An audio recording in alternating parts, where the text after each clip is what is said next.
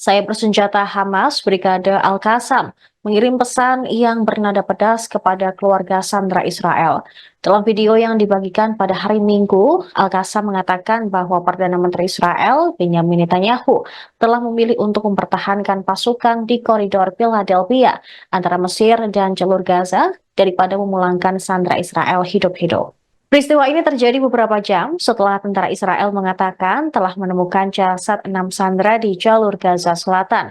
Mereka menyinggung sikap pahlawan Israel yang malah membuat 6 sandera tewas. Al-Qassam juga menyebut para sandera tersebut harusnya masih hidup jika Israel menerima kesepakatan gencatan senjata dan pemulangan sandera. Berbicara kepada keluarga para sandera, Al-Qassam berkata bahwa Netanyahu lebih memilih koridor Philadelphia ketimbang membebaskan para tawanan. Video itu juga memuat gambar serangan udara Israel di jalur Gaza, serta foto 6 tawanan yang diumumkan oleh tentara Israel ditemukan tewas di jalur Gaza. Hamas menerbitkan rekaman 6 sandera yang dibunuh dan jasadnya ditemukan oleh IDF di jalur Gaza tanpa menjelaskan kapan rekaman tersebut diambil.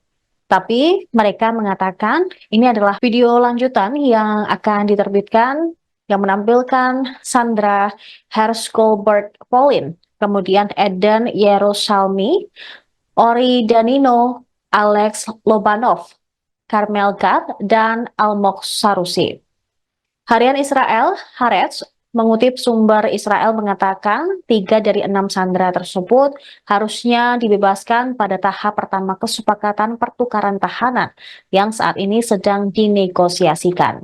Hamas menyebut ke-6 sandera tewas dalam serangan udara Israel yang sedang berlangsung di jalur Gaza.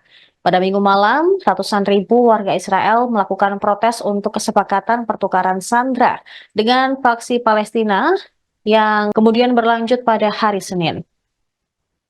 Militer Israel menghancurkan infrastruktur rumah sakit, jalan-jalan hingga stadion sepak bola di tepi barat. Hingga hari kelima penyerbuan pada Minggu 1 September, pasukan pendudukan Israel terus menghalangi akses ke fasilitas kesehatan. Berdasarkan laporan organisasi Doctor Without Borders atau MSF, Israel juga mencegah dan bahkan menargetkan ambulans sehingga menunda akses masyarakat ke perawatan medis. Dalam pernyataan singkat yang diunggah di media sosial, MSF mengabarkan rumah sakit Khalil Sulaiman yang didukung mereka telah dikepung oleh pasukan Israel sejak memulai serangan ke Jenin. IDF juga menyabotase pasokan listrik dan air ke rumah sakit tersebut. Tim medis dipaksa menghentikan operasi yang merupakan perawatan kunci untuk perawatan gagal ginjal. Sementara di Tulkarem, setelah penarikan pasukan Israel, MSF melihat kehancuran di kamp-kamp.